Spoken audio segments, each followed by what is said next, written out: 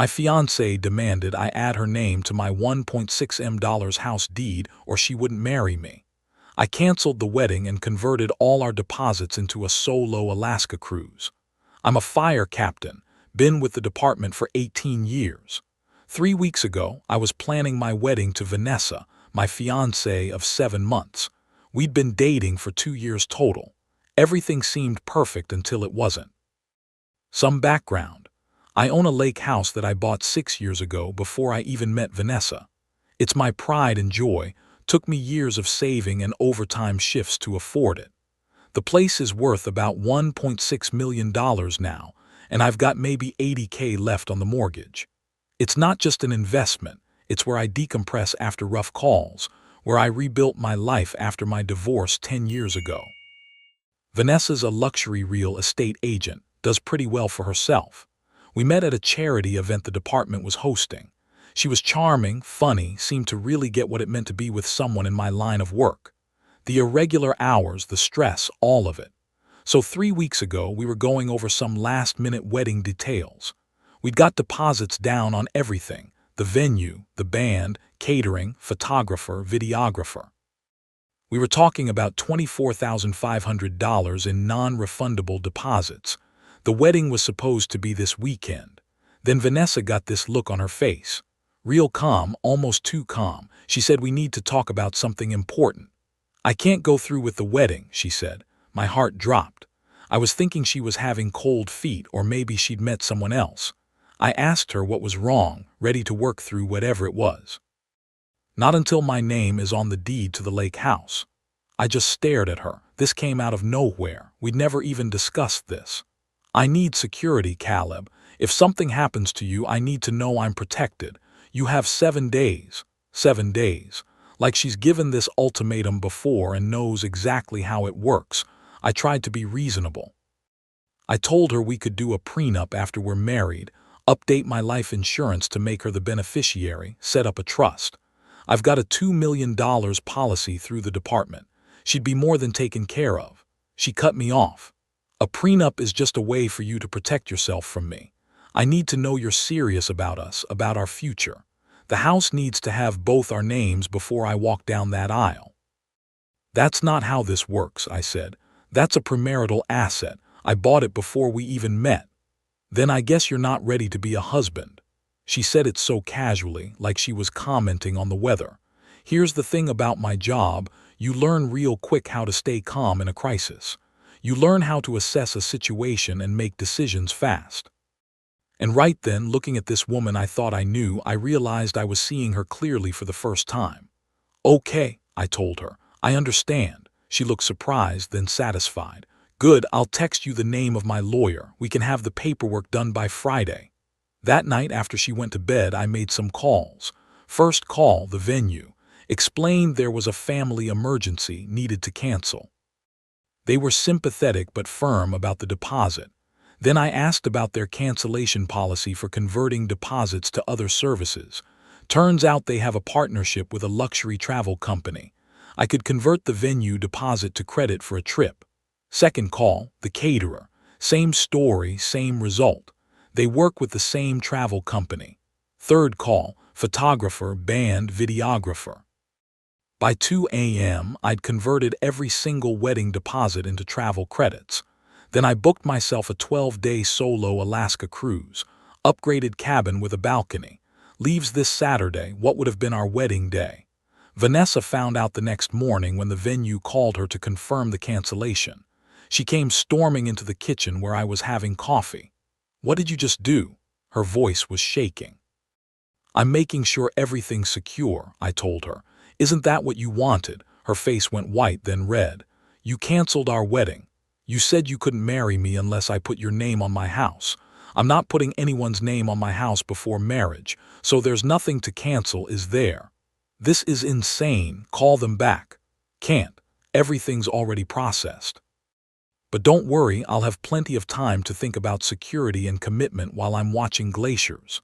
She was still standing there, mouth opening and closing like she couldn't figure out what to say. "You wanted to know if I was serious about being a husband," I said. "Turns out I had questions about you being a wife." I left for my shift after that. 12-hour rotation. Gave me time to think. Gave her time to realize I wasn't backing down. I'll be honest, part of me is wondering if I overreacted. But another part of me, the part that's been doing this job long enough to spot danger before it fully materializes, knows I dodged something bad. Update 1. It's been 4 days since my last post. Jesus, what a week. So after I left for my shift that day, Vanessa apparently had a complete meltdown. She called her mother, Diane, who lives about 2 hours away. By the time I got home the next morning, Diane was sitting in my living room, my lake house, where Vanessa doesn't live, by the way. We kept separate places because she said she needed to be in the city for work, and I wanted to stay close to my station. She'd stay over on weekends, kept some clothes here, but her apartment lease doesn't end until next month. This becomes relevant later. Diane is this perfectly put-together woman in her early 60s.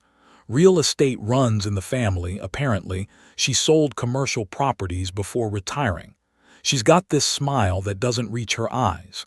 "Caleb, honey, can we talk about this situation?" She patted the couch next to her like I'm a child who needs comforting. I was exhausted from my shift. We had 2 structure fires and a vehicle extraction, but I stayed standing. "What situation is that, Diane?" "Vanessa told me about your little tantrum. Now I understand you're stressed about the wedding but canceling everything. That's not how adults handle disagreements." "A tantrum," I repeated. "Is that what we're calling it when someone refuses to be financially manipulated?"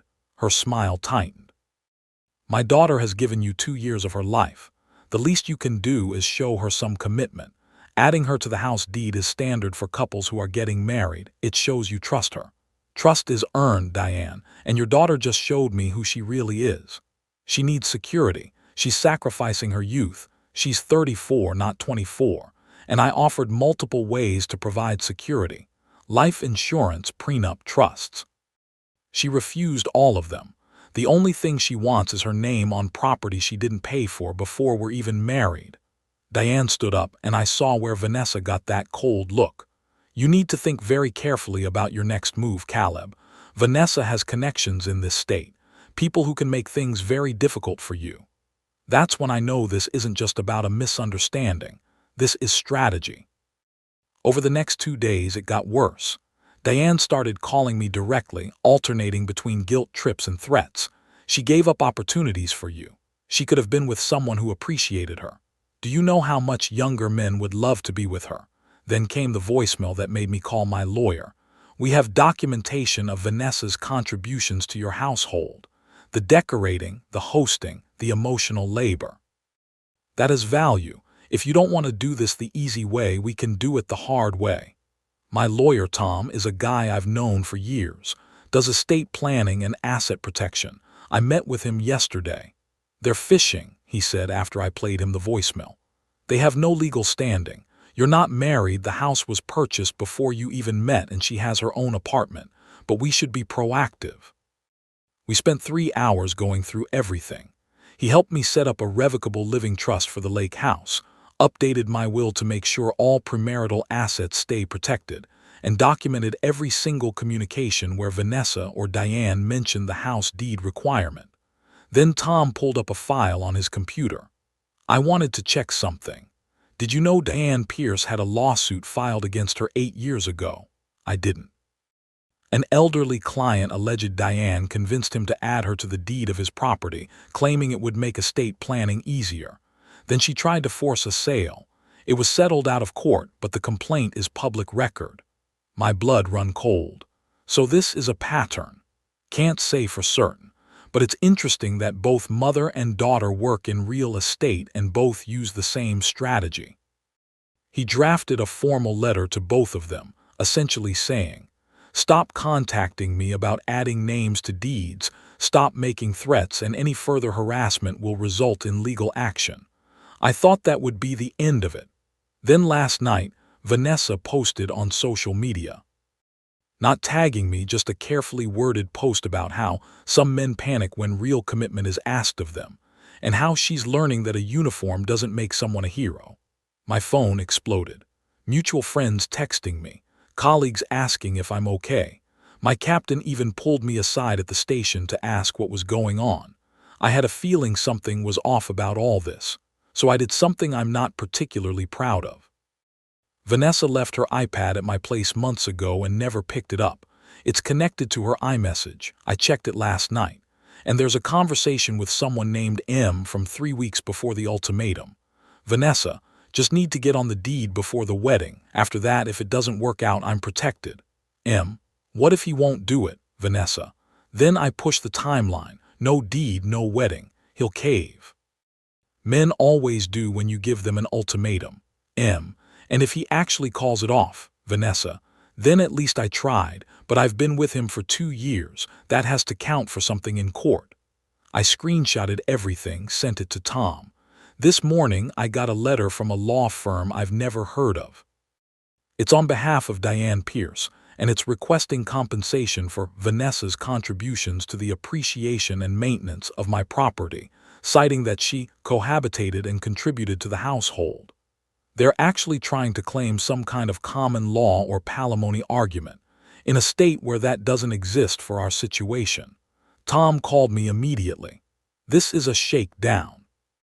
They know they have no case, but they're hoping you'll settle rather than deal with the hassle. We're going to shut this down hard. I'm sitting here now, looking at this letter, and I realize I didn't overreact. If anything, I didn't react fast enough. The wedding would have been in 17 days. Edit. For those asking about the screenshots, yes, they're backed up in multiple places and my lawyer has copies. Also documenting everything they send me. Someone asked what M stands for. Check the contact, it's Monica, Vanessa's business partner at the real estate agency.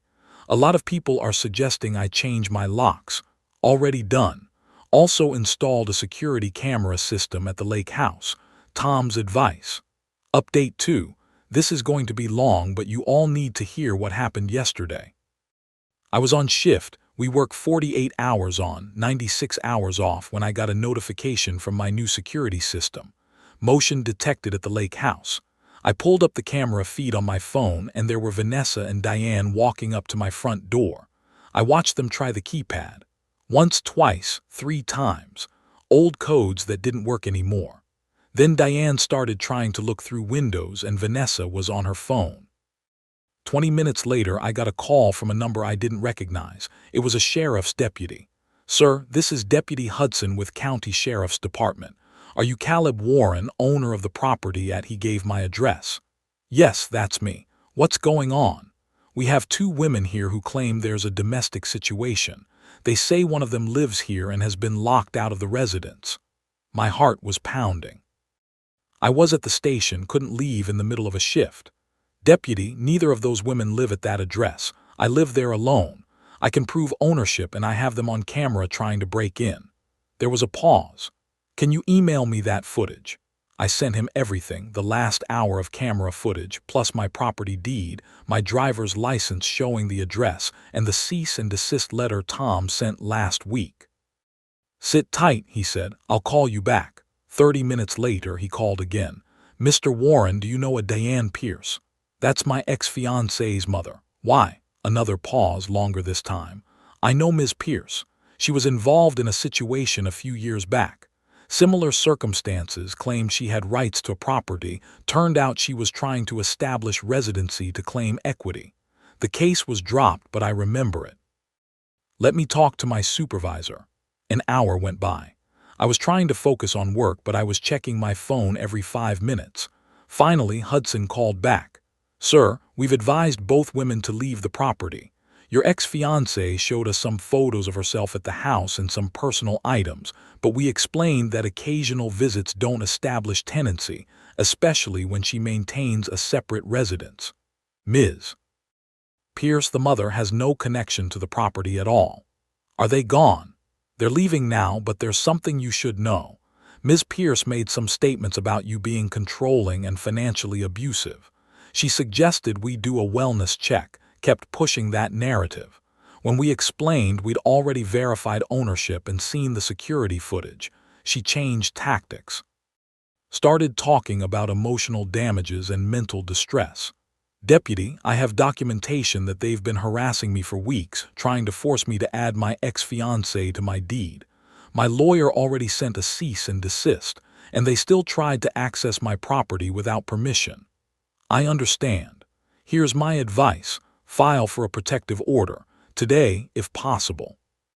What they did today could be considered criminal trespass if they try it again.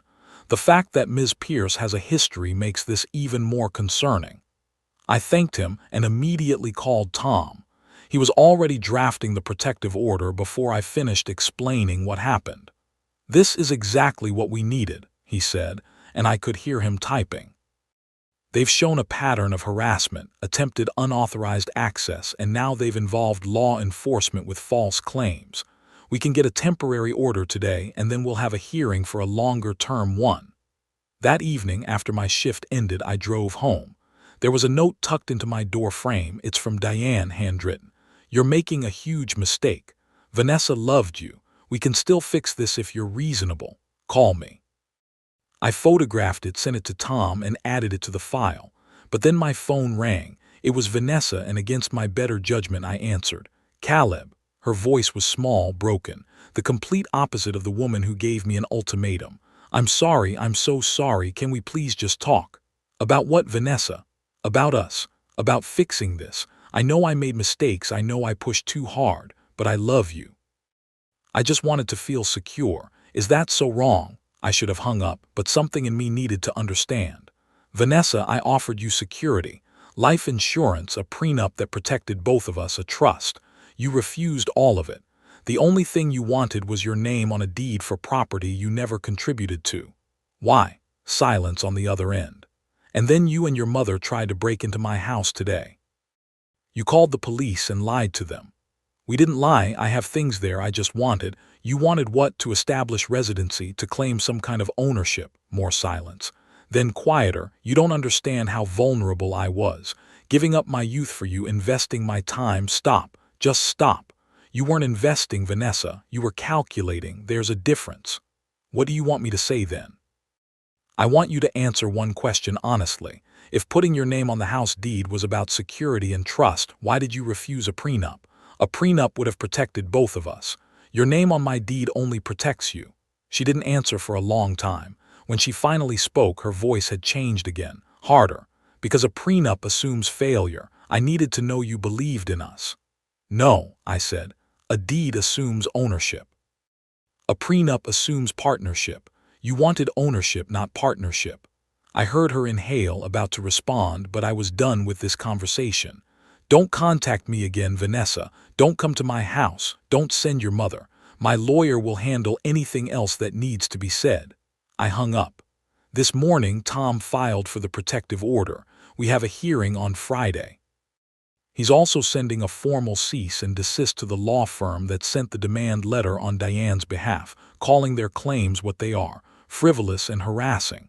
I know I did the right thing, but right now I'm just tired. Edit. Some of you asked about the security footage. Yes, I have everything saved. My system keeps 30 days of rolling footage, and I've backed up everything from the last 2 weeks. Final update. It's been 3 weeks since my last update. A lot has happened. First, the protective order hearing went exactly as Tom predicted. We showed up with documentation, every text, every voicemail, the security footage, the false police report, everything. Vanessa and Diane's lawyer spent most of the hearing trying to argue that I was the one being unreasonable, that Vanessa had invested emotionally in the relationship and deserved consideration. The judge shut that down fast, granted a 6-month protective order for both of them. No contact, no approaching my property, nothing. Diane looked furious. Vanessa just looked defeated. Diane even tried to approach me right after the hearing, but Vanessa and their lawyer just pulled her away. But here's where it gets interesting and why I'm writing this final update. 2 days after the hearing, I got a call from an old friend, Marcus. He used to work with Vanessa at her real estate agency before moving to a different firm. We weren't super close, but we'd grab beers occasionally. "Man, I need to tell you something," he said. "I've been debating whether to say anything, but after everything I've been hearing, you deserve to know." He met me at a bar near his office. slid his phone across the table. It's a group chat from Vanessa's real estate office. From about 2 months ago. Vanessa, the lake house is perfect. Location, value, everything. Once we're married and I'm on the deed, I can convince him to sell, maybe a year or 2 max. Monica, her business partner, what if he doesn't want to sell? Vanessa, he will. I'll make city life look better, say the commute is killing our relationship. Then we buy something in town, something we choose together. Use his equity as a down payment. Another person, that's cold-blooded. Vanessa, it's business. The lake house is great for him, but it's not building our future. I need to be in the city for work. Besides, he's a firefighter. He'll want to make me happy. Marcus watched me read it. There's more. He scrolled down, more messages, some from weeks before the ultimatum. Vanessa, Mom suggested the deed transfer before marriage. Smart move. If things go south, at least I have claim to half the equity. Monica, prenups exist for a reason. Vanessa, prenups are for when you don't trust your partner. I want him to trust me. Trust means vulnerability. I feel sick reading it. Not because I made the wrong choice, I know I didn't, but because I was this close to legally binding myself to someone who saw me as a business transaction. Why are you showing me this? I asked Marcus. Because you're a good guy who didn't deserve this. And because she's been telling everyone that you're the bad guy, that you panicked about commitment. I couldn't let that stand. I thanked him, sent copies to Tom. Not because I think I'll need them, the protective order is already in place, but because it confirms everything I suspected. The wedding would have been last Saturday.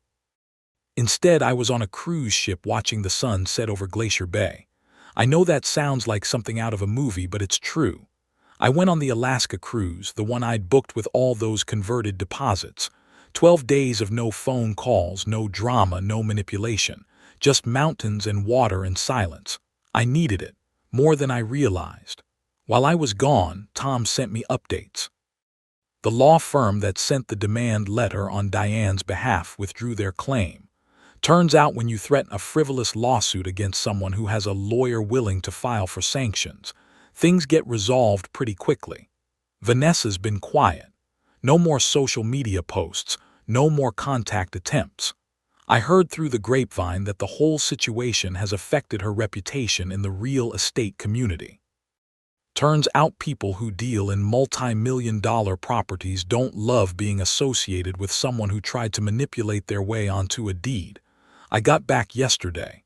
The lake house feels different now. It's mine again, fully mine in a way it hasn't felt since I met Vanessa. I'm doing okay now. Better than okay, actually. I've been back at work, picked up some overtime shifts. The guys at the station have been supportive, more than I expected. My captain told me yesterday that he's putting me in for a training position, teaching new recruits. Said I've shown good judgment under pressure. I don't know if he meant about fires or about Vanessa, but I'll take it either way. As for Vanessa and Diane, I haven't heard from them since the protective order. Tom says if they're smart, I never will. The order lasts 6 months, but he's confident we can extend it if needed. I thought I'd feel angrier about all this. About the wasted time, the money spent on deposits, the humiliation of canceled wedding invitations. But mostly I just feel relieved. I dodged something catastrophic. Not a fire you can see and fight, but the kind that starts in the walls and burns everything down from the inside. The lake house is still here. I'm still here. And that's enough. Thanks to everyone who commented and shared their own stories. This community helped me see clearly when I was doubting myself. Peace is expensive, but it's worth every penny.